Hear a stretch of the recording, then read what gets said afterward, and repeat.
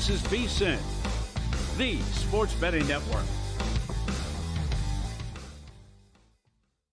Follow the money. That's what I always say. You always follow the money. Yeah. This is Follow the Money with Mitch Moss and Paulie Howard on VSiN.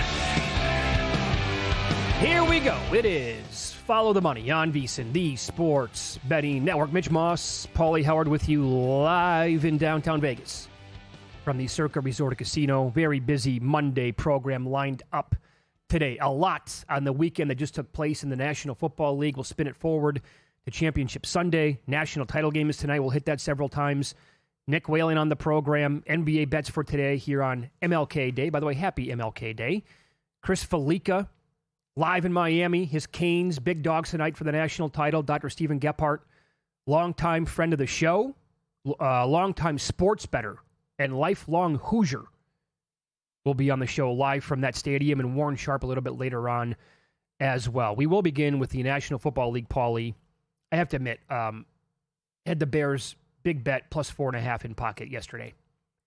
Never should have won that bet. And I'm not saying that because of the miraculous completion on fourth down by Caleb Williams that eventually forced overtime. I still don't know what Sean McVay was trying to do with the game plan overall. I can break down all the numbers here. The Rams should have won that game going away and never should have been in overtime. And they probably, eventually, the way it played out, should have lost, which is bonkers to me. Yeah, I thought they were going to do it again. What a play. An all-timer. The ball traveled 51 yards in the air to run backwards. It reminded me of Auburn and Alabama, where why is that single coverage? You know what they're going to do. And then he lost him. He's wide open and Komet. Yeah. How does that happen? It's like when it was Milroe on 4th and 80, whatever it was, and the guy's got single coverage in the back of the end zone. But if there was ever a time to go for two, that was it. And I thought Ben Johnson was going to do it. And it's interesting that both teams that won the coin toss decided to kick off, and they both lost, even though they got stops. Well, so I also can't believe how many times, and he's been in numerous big games, that McVay says, you know what, I did a horrible job afterwards. And he said it again yesterday. Yeah, he did. Where it just, no one throws more than this guy, 3rd and 1. The bizarre play calling, and I just don't know if Stafford's still bothered with the finger. He had some bad moments, but the throw to Adams on the sideline, incredible. But if you get that kind of performance from your defense, if you're the Bears, you got to win that game. And the defense was so good, but as we've talked about all year, they were plus 22 in the turnover differential this year, number 1 in the league, number 1 in fewest turnovers and takeaways, yet they were minus 3. And they were minus 2 against the Packers. That's right. So all year they did this. Play clean, take the ball away, make the other team make mistakes, and they were minus 5 in the playoffs. And they go home, and that was a tough one. I respect Ben Johnson's decision not to go for 2 because he talked about it after the game.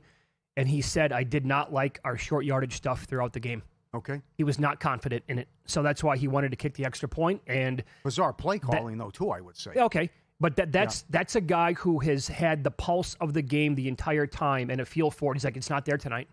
Not working for us, so I'm going to take my chances by going to overtime instead. And again, the recipe to beating that team and to McVay's, thinking afterwards, like, I screwed that one up again. The game plan all week long should have been, we're going to give it. Where was Corum, by the way, in the game? Right. So because I had these props, right? And Williams, we just missed the plus 650. He had 24 yards rushing in the first half. He had 2 carries for 6 yards in the second quarter. Well, how does this happen? It's again, all of the numbers indicated that the Bears are one of the weakest teams against stopping the run, and the Rams are elite with the offensive line, right? So 7 rushing attempts in the first half. Overall, 27 dropbacks. Stafford was sacked 4 times, 2 fumbles. After halftime, you had a few minutes there to think about it, right? They ran the ball 3 times in the third quarter. 7, 10 yards. Yep. And all these, what guys? Come on.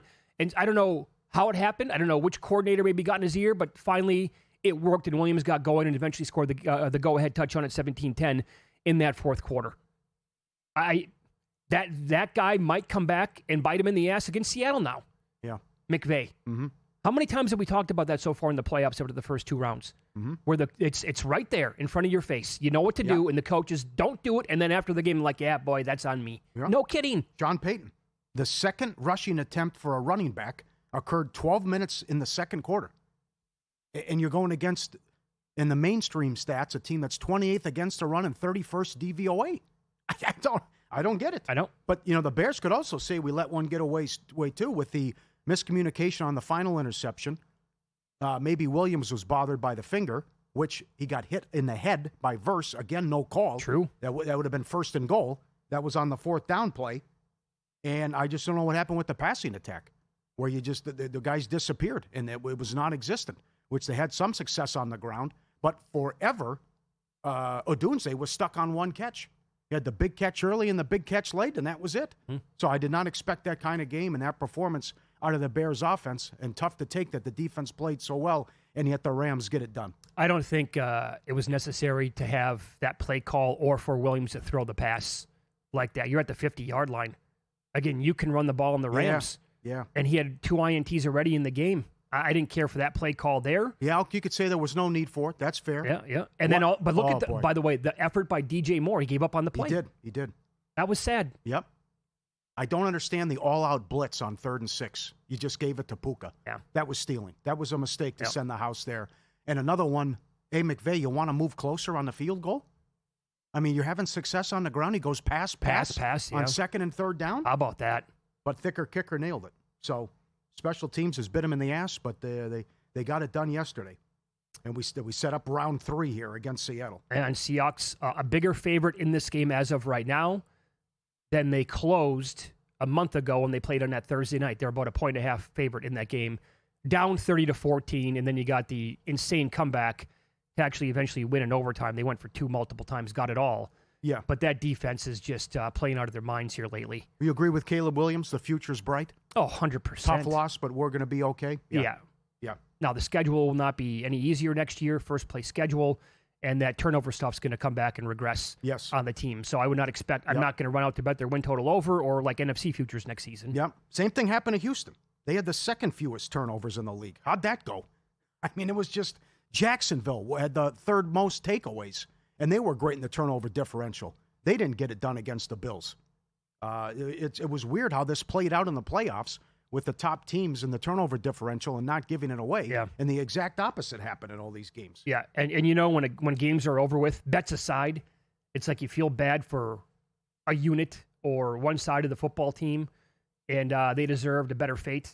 That would be the Houston Texans defense. Oh, they were so good yesterday. Oh, and I got to be honest, at this point, there's absolutely no way they can give C.J. Stroud an extension.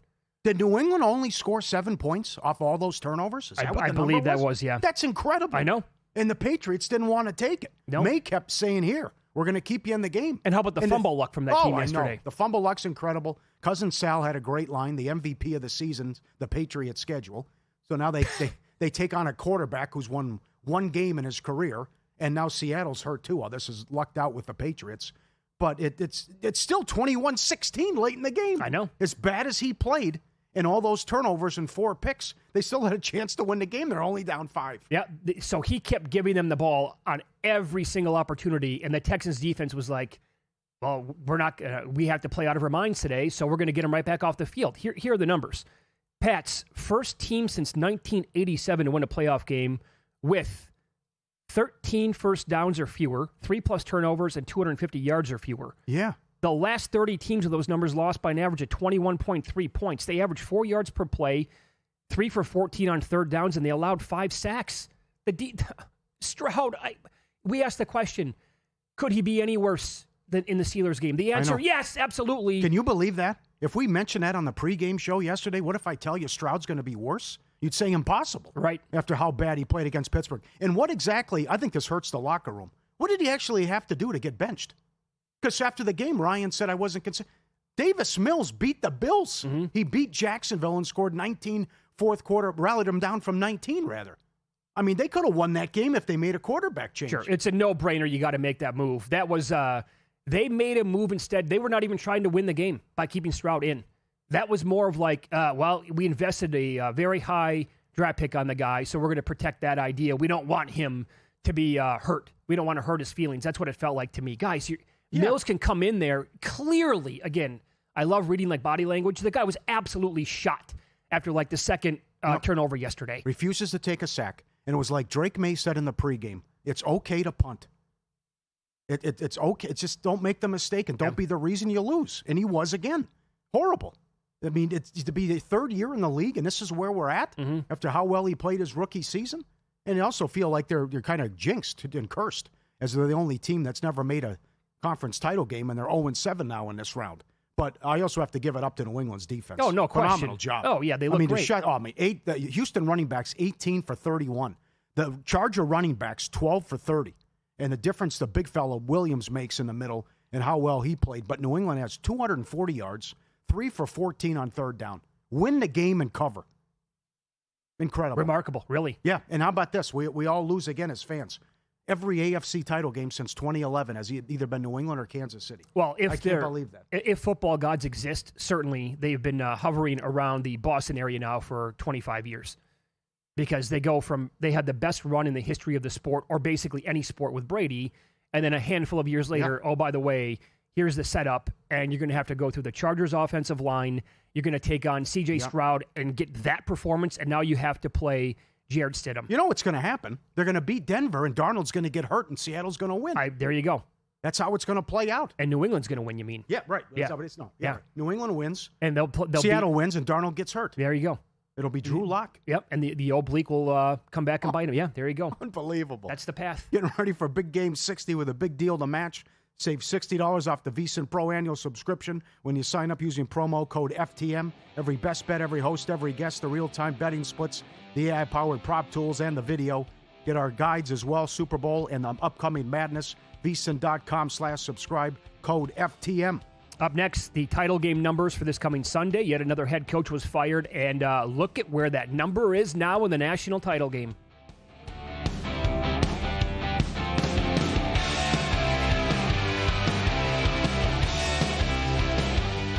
Laptop or phone, couch or sportsbook, VSiN goes where you go. Wherever you watch VSiN, the experience stays seamless. Live shows, replays, and sports-specific clips all at your fingertips. VSiN Watch puts you in the driver's seat. Available in Roku, Samsung, Amazon, iOS, Android, app stores, or get it direct from the source at VSiN.com. Download VSiN Watch today on your favorite app store and join us on the Sports Betting Network.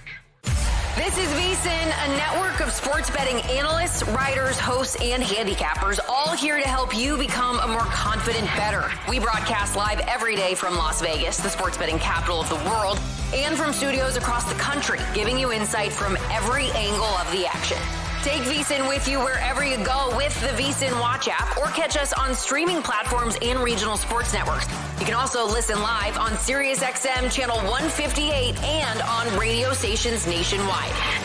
Check out VSiN.com as well for betting tools, exclusive betting splits, AI-powered player prop projections from Opta, pro picks for every game, plus in-depth betting guides and articles built to give you an edge. From sharp betting analysis and daily best bets to insider interviews and expert breakdowns, VSiN is your trusted source for everything happening in the world of sports betting. See everything we have to offer at VSiN.com and become part of the Sports Betting Network. Responsible sports betting starts with a game plan. That means stick to a budget. Keep it social by playing with friends. Learn the game and know the odds. Play with trusted legal operators. And if you need help, reach out. If you're getting in on the action, visit haveagameplan.org to learn more.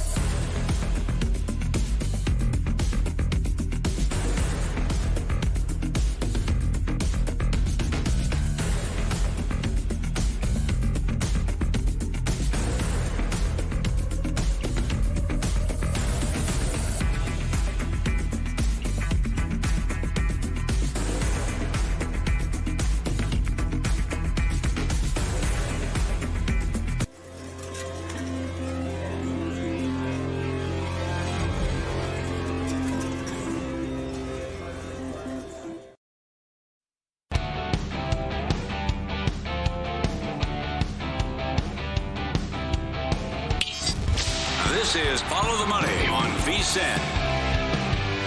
So now we're down to 3 games left in the National Football League. Don't say that. I know. I don't count the Pro Bowl. Most people don't. But in the early game, Patriots-Broncos AFC title game, some books opened up 6 on this game. So the look-ahead number was Denver minus 1.5 with Bo Nix. Now he's out. That's a 7.5-point swing. Now that's crazy. From Bo Nix to Stidham, that's absolutely nuts. Right. I know Sean Payton's confident, and they're talking a lot of trash and referencing how he was coached in New England and what McDaniels thinks of him and on and on. But for a guy who's won 1 game in his career and hasn't thrown a pass in 3 years, this is a brutal assignment against a hell of a defense. So it would be fitting if somehow they could keep it close. But I'm also concerned. I don't know if it's the interviews and he's got too much going on, but this Denver defense has been terrible with Vance Joseph. Yeah. I mean, guys were wide open all game for Buffalo. And then how they played against Jacksonville down the stretch. So I'm not so sure that they're going to get enough stops as well to help out Stidham, because you would figure it'd be the recipe is a low-scoring game. Well, I think that what we're going to get from every other player on Denver is the absolute A-game performance from them, the ultimate effort spot here, because they realize, well, we don't have Nix anymore. But we have 1 week to patch it together with Stidham. And I think just every other player is going to show up juiced to the gills in this game. And if the Patriots beat them and they cover, they're going to have to, because here's the deal. Remember, it's the same organization. That defense in 2015 was better. That was like all-time good. Yeah. Peyton Manning was a bad quarterback that year, and he was completely hobbled. And they're playing Tom Brady and the Patriots at home to go to the Super Bowl, and that defense for that game played out of their minds, and they wrecked Brady the whole time. Mm-hmm. The pressures, the quarterback hits, the overall sacks, and that was just everybody was so inspired. Campbell was terrible yesterday. I know you're going against good guys, but I mean those nasty defenders with Houston. But on the flip side, you can't be +4 in the turnover battle and have to win in overtime. That's they should not have won the game. That's another story. Yeah, the Bills handed it to them, but it's just a lot of cause for concern. Not to mention what's happening. So we've seen Hostetler do it. You've seen Foles, but not with this short turnaround. I mean, the guy that's a big difference. Yeah, the guy hasn't thrown a pass in 3 years, and he's 1-3 career with his record. So it's a good discussion about what the point spread should be, and when people jumped in and decided, say, enough's enough, I got to take the 6 or the 5.5, whatever. But it's been a house of horrors for them. They're 0-4 all time in the playoffs in Denver, and they've had issues in Denver, no doubt about it. But this, with the way May's playing, he's been a little erratic. But I think they'll be able to run the ball on him, too. So do I. I think that's going to be the key to the game. Gashed him on the ground. And you see Stevenson running angry and how good Henderson is, and certainly a lot of weapons. And maybe you get a big break that you get Dobbins back, too, if you're Denver. Yeah. That's trending in that direction. By the way, yesterday on the Sunday morning Pro Football Tailgate show, Paul Charchin was in studio. He nailed a ton of his bets that he gave out, but one of which was the Patriots' key is when Stevenson and Henderson, they get over 10 carries. And that was basically the rushing attempts prop yesterday on both guys. One was 9.5, the other was 10.5. And that's when they score like more points per game than when they don't get those many carries. Both guys went over. They scored the 28 points. I gift wrap by Houston. That's fine, whatever. But I think that's the way, and that's going to be the recipe to beating Denver's defense again this week. And May's awesome. He was not great yesterday, but May overall is really, really good. But I think the key here is running is easier against Denver than throwing the football. But again, that defense is a little bit like the Rams, how they've been trending here down the stretch. Yep. There is a 2.5 available at FanDuel in the first half and at Fanatics. This incredible run first half for the Patriots. And it's now 16-3 ATS for the season. And it's, 17-1-1 on a money line. Mm-hmm. Bananas. There was also something I brought up on the show yesterday. Like, if you liked the Patriots in the game yesterday against the Texans, you kind of had to take plus 130 to win the AFC. Because the news was already in that you were going to get Stidham and not Nix, and you were going to be a favorite on the look-ahead line. You were at least 4.5. So that was going to happen, and plus 130 was out there in that spot. And the other game, the Seahawks now toggling back and forth, was 3 earlier this morning. Now, number has moved down to 2.5, and that 3 doesn't look like it's available anymore. Well, I think Stafford's hurt. And also the bad news that Charbonnet is out for who knows when he's coming back. Yeah, right. With the torn ACL. Horrible news there for Seattle. We're still waiting on Darnold to implode. Hopefully it doesn't happen Sunday, but this defense is filthy. 10 of the last 13 games have held the opponents to 20 points or fewer. Second fewest points allowed. League low, 3.7 yards per carry. Sam's just got to be clean. I took Kenneth Walker 15-1 to win Super Bowl MVP. Okay, not bad. I don't mind the Shaheed stuff either, after he was so good. No. And they won a game, and JSN didn't have to do anything, and it was big, and Kupp was big. 16-1 most receiving in that game. So I think it's going to be Patriots, Seattle. And then we'll see how many injuries Seattle has in the win. It's based on this New England nonsense. Okay, would you have any interest in teasing the Rams up to 8.5, and you can combine it with the game that we have tonight? The Hoosiers here at Circa, actually, it's out of teaser range, down to 7 now, minus 120. Okay, so the cheapest money line is here, $275. So for all you people with your future tickets, and there's some big ones out there. Oh, yeah. Miami was 250-1, and they were 125-1 selection Sunday. And there was some, 100-1, 40-1. I think Humans has 12-1 on Indiana. So Indiana minus 275 at Circa. And the biggest takeback I'm seeing is down the street at the South Point, plus 280 on Miami. Wow, okay. So for your hedging tickets there, try to lock something in. We both have write-ups for the game at VSiN.com. A bunch of hosts here did. It's available on the website right now. And I took Miami plus the 8.5, which is no longer available. And in my synopsis, Paulie, for the handicap and for the game is that, how long have we heard that Miami has as much talent as anybody in the country? Over and over and over again. Heard it repeatedly after they beat Ohio State. They took it to the Buckeyes, by the way, as bigger dogs than they are in this game.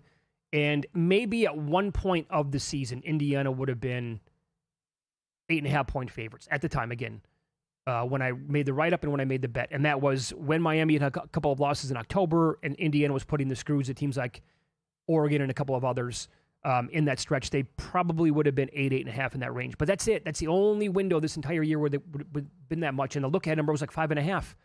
So, look, this could be – they're an absolute train right now. And I don't really like to hop in front of trains very often. And it could be, I don't know, a three-score game at halftime, and I'm going to hate myself. But I took the 8.5. And you're on a couple of props in the game. I love Fletcher over rushing and Brown over rushing. Longest touchdown under 41.5 yards. And again, Miami knows, Cristobal knows, they have to run the ball, chew clock, shorten the game, and keep Mendoza on the sidelines. How about Fletcher attempts over as well? Yep. 16.5. He's at 100 yards in 2 of the 3 playoff wins. He was awesome against A&M. And Brown came in. He had a touchdown in the Ole Miss game. And he had some big carries for him. He's sitting there like 24.5. Mm-hmm. I like him over, and I think it's going to be a lot of carries for these guys. And we'll see if they can slow these guys down and keep them off the sidelines. But there's some great stuff here we'll get to later with Felica. The trend is blowouts. The favorite not only wins, they blow them out. And we've seen that several times going back, but history is not on Miami's side here. The one thing is, if you go back and look, when the dog has cover, this is BCS playoff, go back a long ways. When the dog gets the money, they win outright. So if you want to look at alts, because we're fingers crossed we get a competitive game, Miami minus 3.5 is plus 410. And Indiana minus 22.5 is 5-1. So if you want to play the blowout or Miami, Indiana blows them out or Miami wins outright, there's some big prices on there. How about this? So the total is now ticked down to 46.5. Was as high as 48.5. This is from Steve Makinen, VSiN.com. He has incredible trends on the national title game. We'll run all of them down a little bit later on. Bettors are on a 0-12-1 slide in the national title game when moving totals in recent history. 0-12-1. They've been wrong every single time with the exception of one push when the total moves. Last 13 times. Mm-hmm. That's incredible. Also, I got to ask Felica, in his opinion, what does the common opponent mean? Because Indiana, they were fortunate to beat Ohio State. They were very good in the game defensively. But also, I thought Ryan Day was dumb in that game with the play calling, and they left points on the board after those 2 long drives. They won 13-10, Miami, I thought, took it to Ohio State, and they won 24-14, and I actually think that score was a little misleading. Yep. Could have been worse. The three favorites of greater than 7 points in the college football playoff championship game all covered and won by 11, 58, and 28. The last 6 title games have been won by the favorite, which has covered by an average of 18 points per game. 15 of the last 18 BCS college football playoff title games were won outright by the favorite. Thanks to the Berries coming up later from the stadium. Up next, more thoughts on Championship Sunday and player props on today's NBA card. Nick Whalen on the program. This is Follow the Money on VSiN, the Sports Betting Network.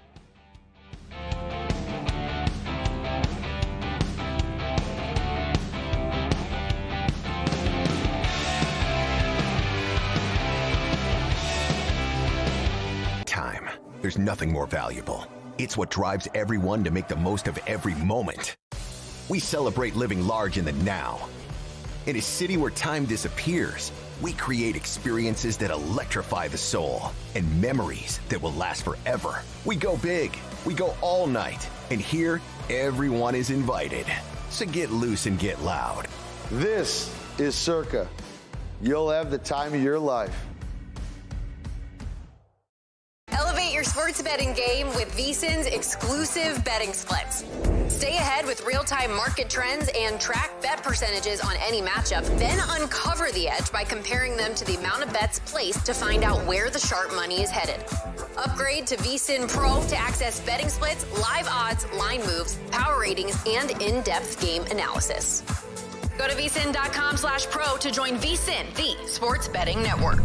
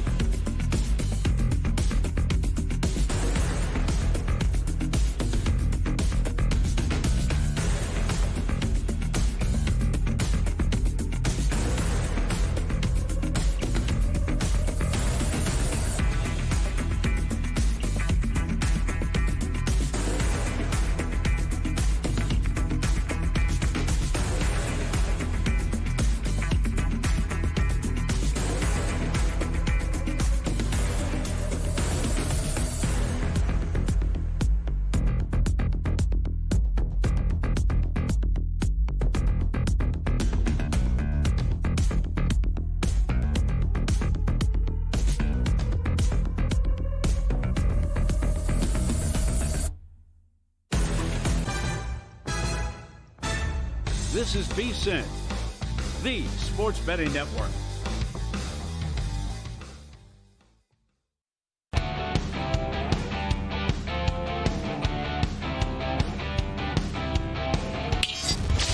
This is Follow the Money on VSiN.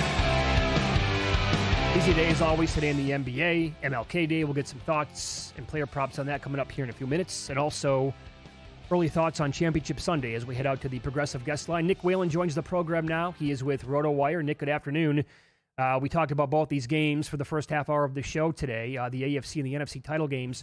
First of all, your initial reaction to the opening number at several books after, obviously, the Bo Nix injury and the Patriots won yesterday. Pats were 6 on the opener. Down. It's now down between like 4.5, 5, even like a 5.5 number out there. But your initial thoughts on that game?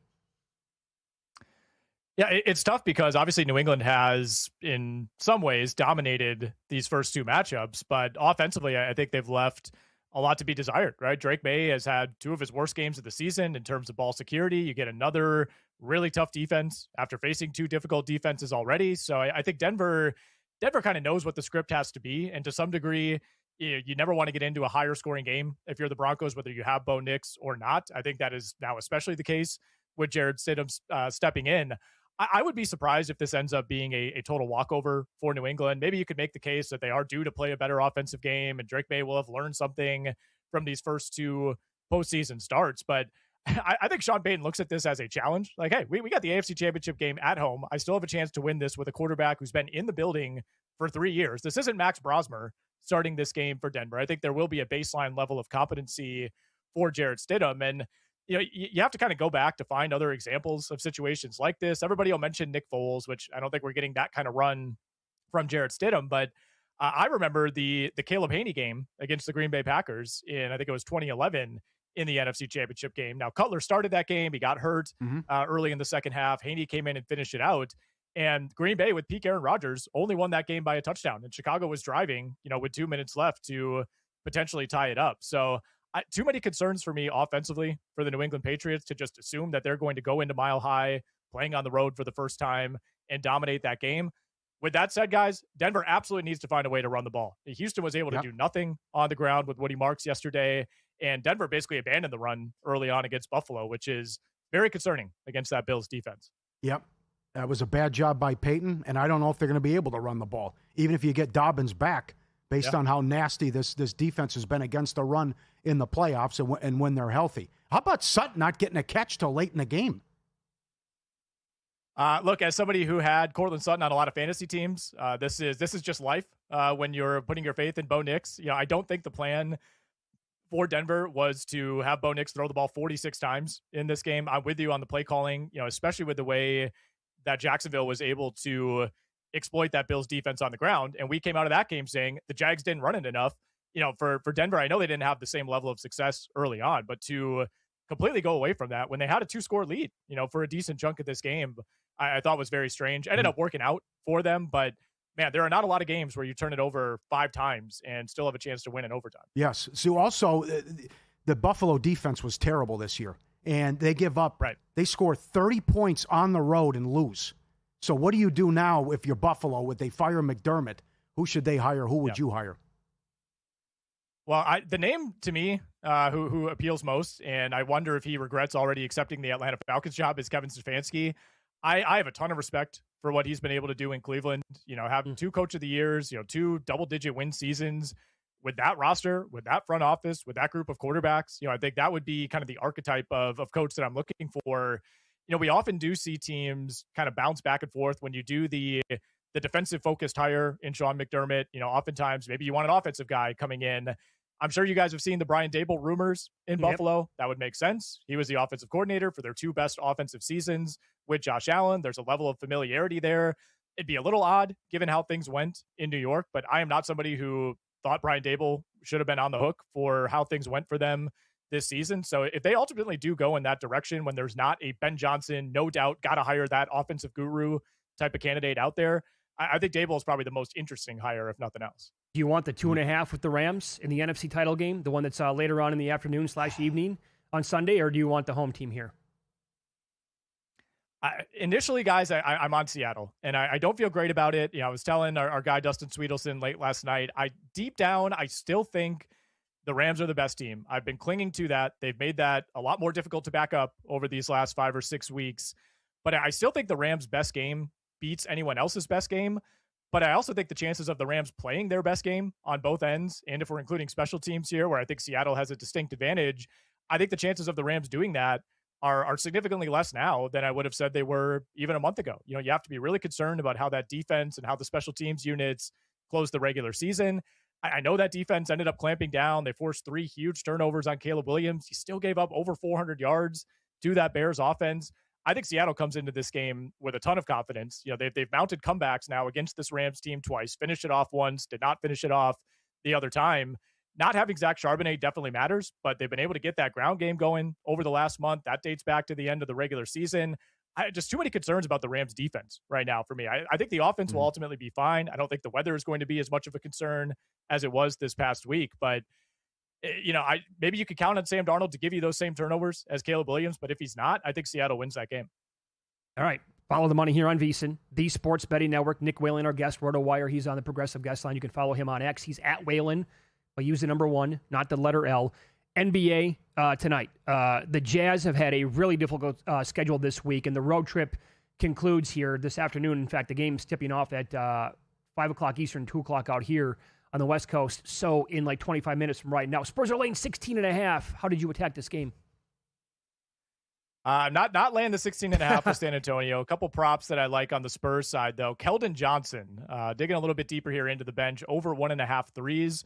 Is something I have for tonight. Jazz are allowing by far the most 3-point attempts per game in the NBA. They play at one of the fastest paces in the NBA. Johnson's gone over this number in 5 of his last 7, went 5 of 7 from beyond the arc in their previous meeting, and he's taken about 5 threes per game over his last 7.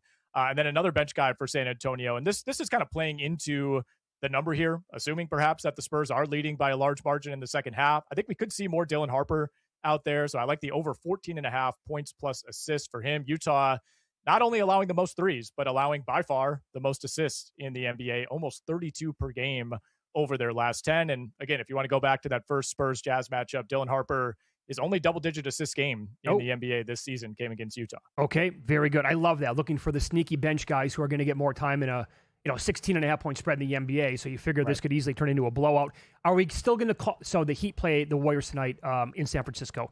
Are we still going to consider these games revenge games for Jimmy Butler against Miami? I never really know what Jimmy Butler is thinking. Didn't even play in the first matchup against Miami, but the way you can exploit the Heat right now, to me, in the prop market is just with rebounds. They are a decent rebounding team when you look at the percentage numbers, but because they're playing so quickly, they are bottom 5 in terms of just total rebounds allowed because of that pace. Jimmy Butler's gone over his rebounds prop 5.5 in 4 straight games. So I think that's one that could continue tonight. And then one more that I'll give you guys, Tyrese Maxey, over 28.5 points against the Pacers. That number might be up a little bit, grabbed it at 28.5 last night. I don't think Joel Embiid is going to play. I don't think Paul George is going to play. It's the front end of a back-to-back for Philly. Those guys have not played back-to-backs all season. Neither of them went through shoot-around, and Tyrese Maxey sees his usage rate jump up close to 33% with no Embiid and no PG on the court. Okay, so 28.5, you said was the number? That's the number I got last night. Okay. I can see where it's at now. Yeah, because probably a bit higher. You're exactly spot on. When those two guys don't play... 30.5. Oh, it's 30.5 now? I would also... 30.5 at DraftKings. Yeah. He's going to, based on his usage overall as well, he'll probably take 10, 12, 13, 14 threes maybe in this game. Like Grayson Allen territory, LaMelo Ball territory, plus money on over 3.5 if you can find that, I think. And also like the PRAs with him, right? Because he could have 8 assists in this game tonight and go over that 30 points as well. Yeah, I mean, Tyrese Maxey has been one of the most dependable players to play in the prop market. You get that. It's somewhere between 26.5 and 30.5 in terms of the points just about every night. You can kind of play the matchups as far as whether or not Embiid and PG are out there. And honestly, even when Embiid plays, we're still seeing Maxey, score in the high 20s just about every night. And he's one of those guys that if he has a down first half, it's never over. Like he can have 8 points in the first half and all of a sudden 24 in the second. I mean, he was just announced as an all-star starter for a reason. I think all the chaos that goes on with the Philadelphia 76ers because of Embiid, because of Paul George, it has been lost a little bit just how good Tyrese Maxey has been. I think there's a case to be made that he's been maybe the 4th or 5th best player in the league this season. Totally agree. I love his game. He gets better every single year. So we're on the same page there. Nick, thank you for the time. Best of luck tonight and this week. Appreciate it, guys. Thank you. Yep. There you go. Nick Whalen, RotoWire on the Progressive Guest Line. There's also a Malinsky special in a game today in the NHL starting in an hour and 20 minutes. Eric with an email. Check out the Sharks. They're as high as plus 160 on the road against the Panthers. Panthers off a long road trip. They had games on January 6th, 8th, 10th, 12th, 16th, and 17th. And so now that's 3 and 4 days, by the way, in 3 different cities. Sharks played January 15th in Washington and the 16th in Detroit. 2 full days of rest. And younger, faster team, long road trip, veteran, so plus 160 neighborhood. Let's do that hockey. It's getting good now. Connor McDavid, 12 straight overs at home, shots on goal. Thank you to Jonathan Davis. Win some, lose some. Coming up next, Paulie's going to recap a lot of the betting action from the weekend here on VSiN.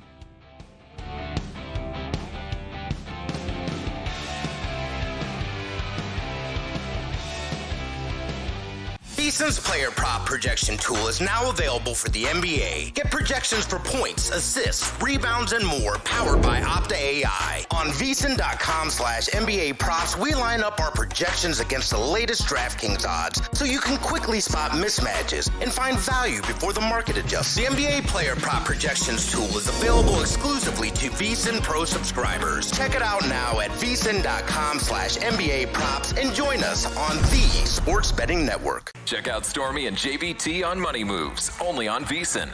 And maybe that's why they wouldn't, because they're the Giants and they don't do things that make sense.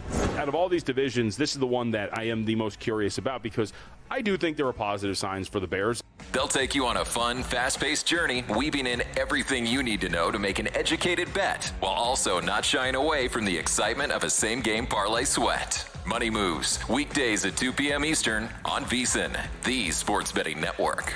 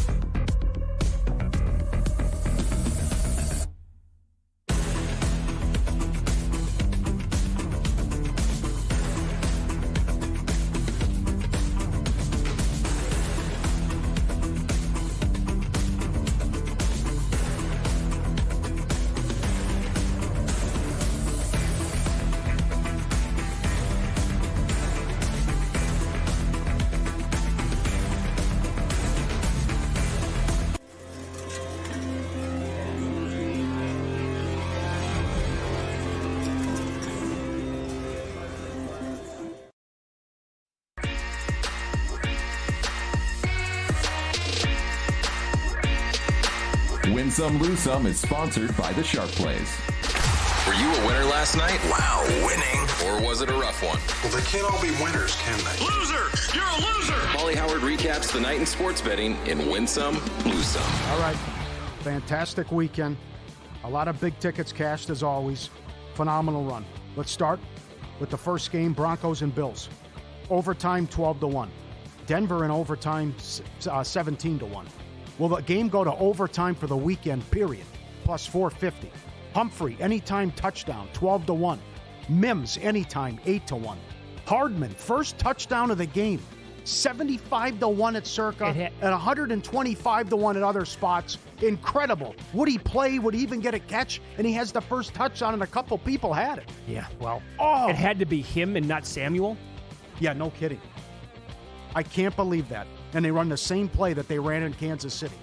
And that cashes. He was on the practice squad late in the week. Yeah. But you knew that they were going to have to call him up because they were down to 3 guys overall. How about the drop by Keon Coleman, by the way? I know there's a flag on the play, but my God. Yeah. Offensive lineman to score a touchdown, 20-1. DraftKings had that. Coleman anytime, plus 850. Mims, we'll get back to him in a second. Most receiving yards in the game, 50-1. That cashed. Field goal each quarter, plus 550. Each team to have a touchdown and a field goal each half, 14-1. Kincaid, most yards for a tight end on the weekend, plus 650. Cooks, 50 yards each half, plus 550. Seahawks, 49ers. A lot of controversy about how this was graded. I think it's a bunch of bunk that some books didn't pay out Shaheed anytime. First touchdown of the game, Shaheed 20-1. Anytime 4-1. Opening kickoff return for a touchdown 100-1. Shaheed first score and Seattle special teams both should be paid out. Yeah, some books did not pay it Shaheed. They paid it Seattle defensive/special teams first touchdown score. And we know someone they didn't pay Shaheed. I mean, Shaheed had a touchdown. That's right. Anytime touchdown should be a winner. Walker, 3 touchdowns, 40-1. Cup most receiving, 16-1. Patriots, Texans. I love the NFL. It's sad it's going to be gone soon. That was a horrific, unwatchable game yesterday with all the turnovers. Pop! First touchdown, Douglas, 27-1. Anytime plus 450. Booty, anytime 6-1. Defensive touchdown, 3-1. Drake May, 12-0 straight up when laying 3 points or more. Rams, Bears, overtime, 12-1. First touchdown, Williams, 6-1. Most yards in the... Did you see this? It was a 3-way tie. I did. Loveland, Parkinson, who was like 80-1. Yeah. And Puka. And Superfly Puka. Yes. They all tied. Yeah, Parkinson was 80-1. But that's a good dead heat to take down. It is. Scoreless quarter somehow cashes. Plus 350. Komet anytime. Plus 550. Most passing yards. Allen 8-1. Most rushing yards. Cook 4-1. I retweeted him. Got to give him a shout out. Kudos that it was offered. Dead Money Degens had Mims most receiving yards 250-1. And he's got the ticket there. And unbelievable. 400-1 with Kirk last week, 250 on Mims. So you got a 50-1 and a 250-1 if you messed around with Mims. Great job out of him. Anything can happen when all of a sudden injuries start to happen, cluster injuries at the same position. They were peppering Bryant to begin the game. 3 catches on the first possession. No, and Franklin got hurt. All right. Bryant got hurt. Sutton not in the mix till the fourth quarter. Most points, Seahawks 3-1. Fewest points, Niners 3-1. Lowest scoring game, Rams, Bears plus 450. He goes out with a bang. Fairbairn, 28-4 overrun. 1.5 made field goals. Man, just got a tip of the cap to that guy. And Stroud let us down last week. Sam Darnold, 14-0 in his career when laying 6 points or more. Premier League, Man U plus 270. Liverpool, Burnley draw plus 575. They had 31 shots. 1-1 final. West Ham plus 320. Arsenal, Nottingham Forest draw plus 290. Subscribe, be part of the team. VSiN.com, our radio and podcast friends. You always want to see these tweets and videos. At Paulie Does Vegas on Instagram. Send them in. We'll put you on. This is in Bloomington already. They were lining up last night at 9 o'clock to get a spot at the pub as they're ready to try to go undefeated and win the championship. I don't know. It's not like it's Metallica at Spear or something. I know I can't. I mean, to get in line, it's 10 degrees. That's the other thing. Well, look at this line to get into a sports bar. You're used to it if you live there. And there's heavy drinking, obviously, in the Midwest during the winter months. So look at the line. All right, go get them. A lot of people taking shots at Indiana fans. So I think it's unfair. What? The guy's doing screen grabs of here's the crowd, Signetti's first game against Florida International, and it's a bandwagon. I think that's outrageous. They were the worst Division I power team ever. No, they're coming back. Knock it off. Yeah, they're coming back. Well, it's Big Ten fans, I know. They're coming back saying we were tailgating. It was, whatever. But they don't have to come up. There's no excuse. No, things are getting chippy. They're totally fine. Yep. Dog doesn't leave the kids until they're on the bus. How good is this? Every morning he comes out, stands guard right by him. Is it a boxer? I can't tell. But anyways, they get on the bus, make sure they're safe, shut the door, and I come home on about my day. There he is. Turns around. Does it every single day. That's phenomenal. Good enough for me. That is They're great. safe. Here I come. Good for him. How about the dog playing the piano? Usually it's the beagle. This time it's the husky. And they like to talk and sing anyways. So he jumps right up there, playing a few notes. Hit me. Oh, that's great. Good job by the husky. Lose some. Teams off a wild card win as a dog, and they're a dog in the divisional round, 3-25 straight up that went. They were 0-3 this week. That's incredible. Wow, okay. How is this now? Josh Allen is 0-7 career in overtime. Well, the game that he played in the all-time classic against the Chiefs, they changed the overtime rules because of that game. Yeah. Never got the ball. And the Bills are 3-13 going back in overtime. How is that guy 0-7 in overtime? Got to say, weird timing with McDermott firing. Josh Allen was far from great in that game. I think it's more so we didn't get it done, and he's getting up there in age. I know. And the defense sucked again. I know. Tough. Houston, 0-7 all-time in the divisional round, while the Patriots have won 9 in a row in the divisional round.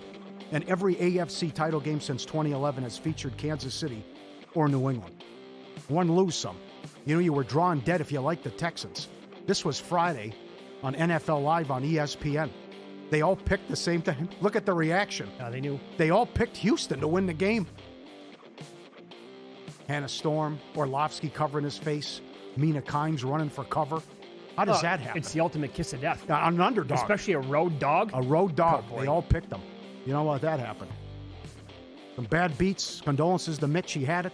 Humphrey first touchdown was 45-1. How do you drop that? I don't know. Perfect throw. Come on. Right on the money. And Loveland over receiving yards. Had the concussion, went out of the game. That's right. Vicious beat if he had Loveland over. Before the line moves, sharp plays already there. January isn't about volume, it's about precision. NFL playoffs are when limits rise, mistakes shrink, and timing matters more than ever. Powered by advanced AI and connected to proven insider sources. Locked in on the NFL playoffs, the Sharp Plays helps identify where the sharp money hits before the number disappears. Free reports, alerts, market-moving insights, straight to your inbox or X feed. They've been at it since 2011. Great results, logs, and receipts. Donated over $22,000 to charity with the Robinhood Plays. SharpPlays.com. Get the info, trusted by pros. SharpPlays.com. Wow, some movement here on the next head coach of the Buffalo Bills. What would you do? Well, let me report this first. Okay, yeah. Because earlier today when they sent this out, Mike McDaniel was 3-1, the short shot. Yeah, come on. Clint Kubiak was 8-1. Well, I don't know how much money. This is at an offshore book. They probably don't take a ton on this kind of stuff. Clint Kubiak's now plus 125. Ooh. Now, it's supposed to be an offensive coach, according to sources. They're going to go offense. Right. Which my comeback is the defense let you down. Well, they just and had that's a defensive McDermott. guy, though. Yeah. So would you go back-to-back the defense? My first call is a Signetti and offer him as much as I can. And then I like the Flores-Dable connection. And Flores would coach the team, and Dable would be the OC. That's what I'd like to do. If makes Signetti say no. I would not go Mike McDaniel if I were them. No. Absolutely not. Davis Webb has been a popular guy out there. Former teammate with Josh Allen. OC now in the league. Joe Brady, this guy probably deserves a chance at some point. But is it with Buffalo, a team that's in their championship window right now? That was also another reason they're moving into that new stadium next year. Maybe they just want to... Okay. Yeah. Wipe it clean. Did you think he knew it was coming because of how animated he was with the call? Maybe. Calling reporters from the plane? Could have been. Coming back, meeting with the media again? Yeah. But also, it's a tough call, but you had 5 turnovers, Sean. That was an all-time disgrace by what the league did and the broadcast on Saturday night. All-time bad. That play deserves that quickly. That play deserves 3-4 minutes. People are pissed off, by the way, on emails and tweets today. They're asking, what about the Bears game yesterday? Kind of same play. Uh-huh. So we'll head to Miami, talk Hurricanes and Hoosiers, all the marbles come